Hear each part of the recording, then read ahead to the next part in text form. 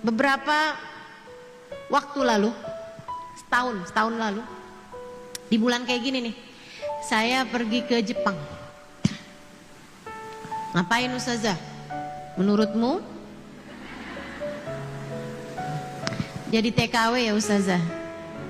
Boleh lah ya, tenaga kerja wanita, tapi kerjanya buat Allah insya Allah. Ada satu majelis di daerah Osaka kalau saya nggak salah ingat, atau Kyoto gitu. Habis selesai saya buat majelis, saya ke ruang istirahat sebentar, buat sholat, buat makan. Ada satu perempuan samperin saya terus bilang, Ustazah, ada orang Jepang, asli Jepang, pengen masuk Islam atau pengen belajar Islam. Ustazah, ada orang Jepang pengen belajar Islam. Ustazah mau temuin dia nggak? Boleh, saya bilang, asalkan ada penterjemahnya, karena saya nggak bisa bahasa Jepang, dia juga nggak bisa bahasa Indonesia tentu saja. Kami pun ngobrol, dia ada nanya-nanya beberapa permasalahan. Dia cerita, dia tertarik sama Islam. Saya tanya kenapa gitu. Dia bilang orang Islam baik-baik tanpa pamrih. Nih, dengerin. Kita nih dikasih sama Allah kenikmatan luar biasa. Orang selain daripada kita melihat kita seperti itu. Dia bilang orang Islam itu baik tanpa pamrih. Kami orang Jepang, kami akan berbuat baik kepada yang kami kira akan membalas kebaikan kami. Tapi saya punya temen, dia seorang perawat, teman-temannya banyak juga perawat. Dia bilang, dan banyak orang Indonesia Muslim. Teman saya tuh yang orang-orang Indonesia seneng banget ngasih sama saya. Padahal saya nggak pernah ngasih dia. Sayang sama saya, padahal saya biasa aja sama dia gitu. Baik banget sama saya di saat saya nggak kayak gitu. Sampai satu hari saya bilang sama dia, kamu kok baik banget sih sama saya? Padahal kan saya nggak pernah baik sama kamu. Kenapa kamu begitu? Dia bilang, karena kebaikan saya pasti akan dibalas. Sama siapa? Sama Allah SWT, di dunia ataupun di akhirat. Oh, dia pun akhirnya jadi tertarik. Saya kepengen dong jadi orang yang bisa berbuat baik tanpa memikirkan balasan, tanpa pamrih. Mulailah dia belajar Islam. Sampai akhirnya saya kasih tahu sama dia, kalau kamu udah seperti itu, kamu syahadat aja. Kamu yakin gak Allah Tuhan kamu? Iya. Kamu yakin gak bahwa Nabi Muhammad tuh benar? Iya. Ya udah masuk Islam aja. Tapi saya kan kalau masuk Islam, orang tua saya pasti nggak mau. Dan Islam kan juga mengajarkan kita untuk bakti sama orang tua. Saya bilang sama dia, kalau gitu kamu masuk Islam aja, kamu nggak usah kasih tahu orang tua. Hati kamu meyakini, lisan kamu bersyahadat, selebihnya orang tua nggak usah tahu. Tapi kamu harus memperbaiki akhlak kamu kepada orang tua. Di saat orang tua kamu nanti tahu bahwa kamu telah masuk Islam, kamu hanya perlu bilang sama orang tua kamu bahwa Mama, Papa, saya udah Islam dari setahun yang lalu atau mungkin 2 tahun, 3 tahun yang lalu, dan bukankah saya tidak pernah berubah? Saya akan tetap mencintaimu, saya akan tetap menyayangimu, sebab Islam pun mengajarkan saya untuk berbuat itu. Jadi orang tua kamu gak merasa takut kehilangan anaknya dengan dia masuk Islam. Boleh begitu? Saya bilang boleh, tentu saja. Islam adalah soal keyakinan. Dia bilang, kalau gitu saya masuk Islam.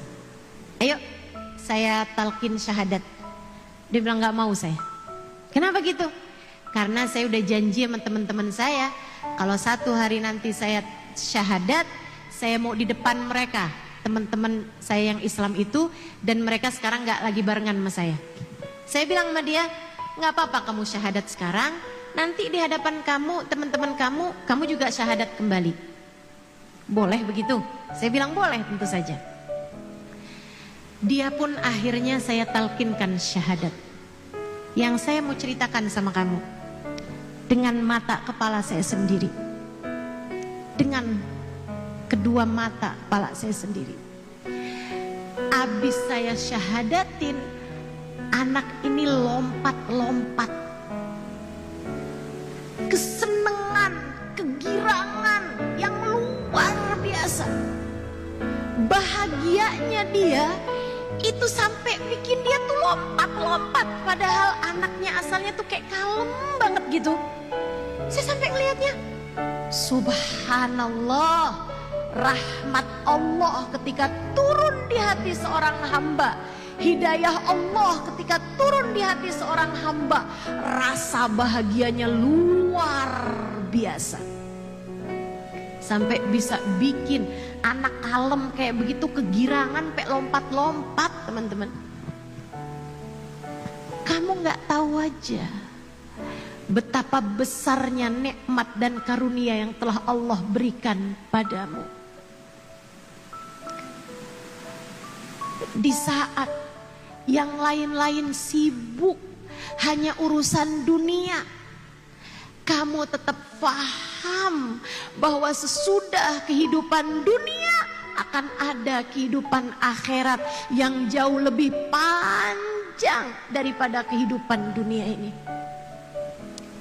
Kamu bersama dengan lelahmu, bersama dengan capekmu, bersama dengan sedihmu, Allah izinkan kamu untuk bangun di waktu malam.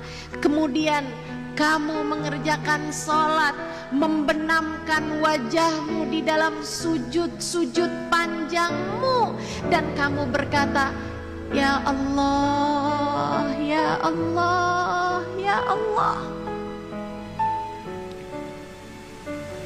Aku lemah, tapi bersamaku ada Engkau, Zat yang maha kuat.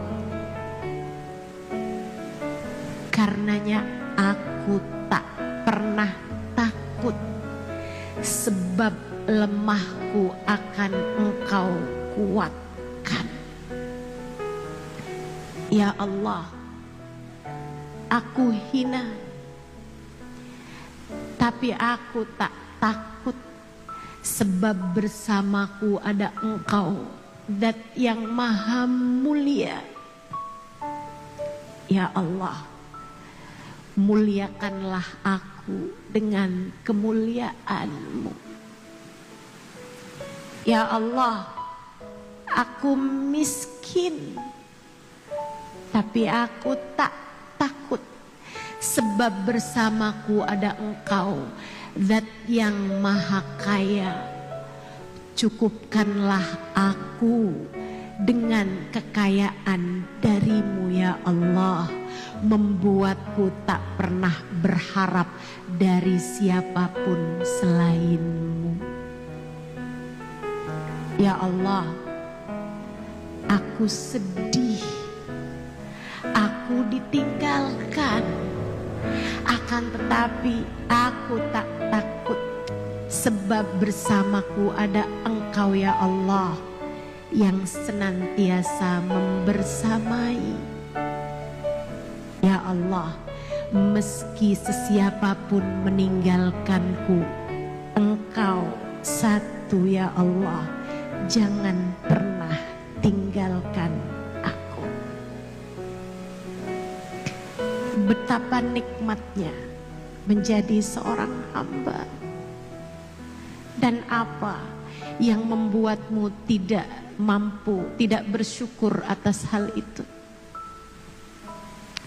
Betapa nikmatnya menjadi hamba.